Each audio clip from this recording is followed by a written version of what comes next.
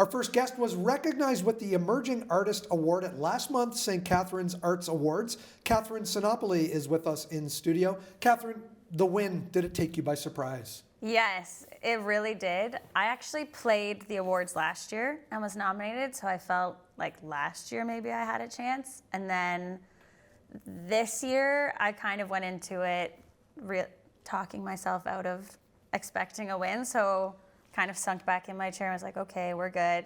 And then when they called my name, I thought, oh, no, I really wasn't prepared. I sat really far back, but it was exciting. You've released some music. It sounds great. Have you been playing a lot locally? So yes and no. I volunteer at my church, so I'm on that stage, which is a pretty big stage, probably every other week.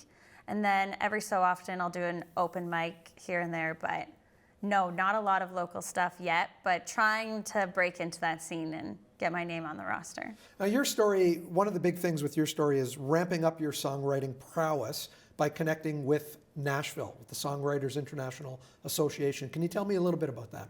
Yeah, so I joined the NSAI because I did want to strengthen my songwriting skills. I went to a songwriting intensive in 2017 there for a weekend.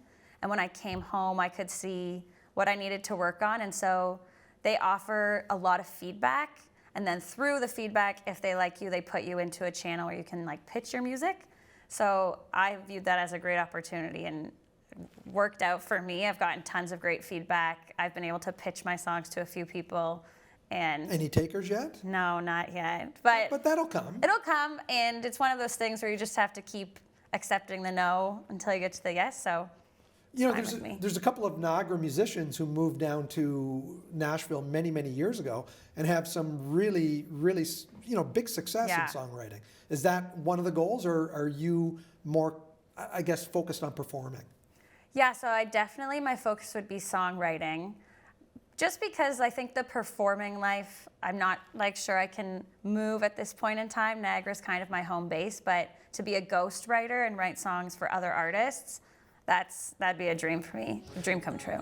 Listening to your music, like vanilla lattes, have you thought about maybe selling that to Starbucks or something for an advertising campaign? Well, so some of the students that I teach, that was their inspiration. They all got me Starbucks gift cards last year, but that would have been, inspired from drinking a Starbucks latte. So lemonade, it's a good idea. It's a really, we're on the theme here of drinks. But Lemonade is a very wistful song. It's about looking back on your childhood and remembering those things about childhood and remembering them fondly. How did you come up with that? So I wrote Lemonade for Pastone in Niagara to help them raise money through the Bell Let's Talk campaign. But for me at that time, I was dealing with a lot of anxiety, and I was reflecting on, I never felt that as a child. And so, selling lemonade is something we all did once or twice. We drive by now, and it's always a small child selling it. So it kind of just came out of that idea of, I wish I could go back because it seemed like life was simpler then. It's very different than the theme of Beyonce's Lemonade, correct? Yes. Yes. Which came out at the same time. That also happened to me with my song Ghost. Justin Bieber, I think 2 months before, released his song called Ghost.